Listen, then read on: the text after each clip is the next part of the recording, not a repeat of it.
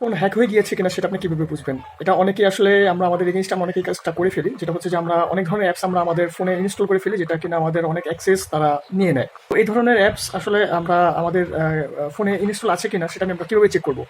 তো ধরনের অ্যাপ যদি আপনার যদি থাকে তো এটা আসলে চেক করার একটা সিস্টেম আছে। তো সেই সিস্টেমটা আমি আপনাদেরকে দেখিয়ে দিচ্ছি। একটা বিষয় নোটিস করবেন সেটা হচ্ছে যে আপনার ফোন যদি আপনার চার্জে লাগানো থাকে, তো চার্জে লাগানো অবস্থাতে যদি আপনার কোনো মানে অটোমেটিকলি যদি কোনো ফোন আপনার চার্জ থেকে ডিসকানেক্টেড হচ্ছে, আপনি কানেক্ট করতেছেন কিন্তু আবার ডিসকানেক্ট হচ্ছে। যদি এরকমটা হয় তাহলে বুঝে নেবেন যে অবশ্যই আপনার ফোনটা কারো অ্যাক্সেসে চলে গিয়েছে। তো আসলে কিভাবে ফাইন্ড আউট করবো এবং হচ্ছে এটাকে কিভাবে রিমুভ করবো, তো চলুন সেটাই আমি আপনাদের কাছে দেখাবো।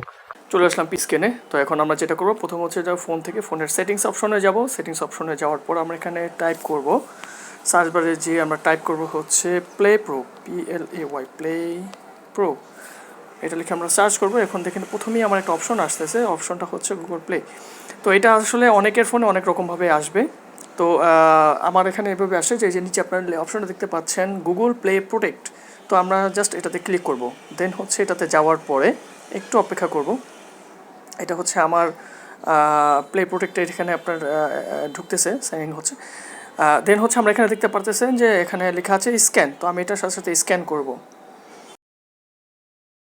হচ্ছে যদি আপনার স্ক্যান করা অবস্থাতে যদি কোনো হার্মফুল যদি আপনার অ্যাপস থাকে, যদি আপনার কোনো অ্যাপস আপনি ইনস্টল করেছেন যেটা আপনার অ্যাক্সেস নিয়ে নিয়েছে, তো এটা যদি এরকম ধরনের কোনো অ্যাপ যদি থাকে, হার্মফুল অ্যাপ যদি থাকে, তাহলে সেটা শো করবে।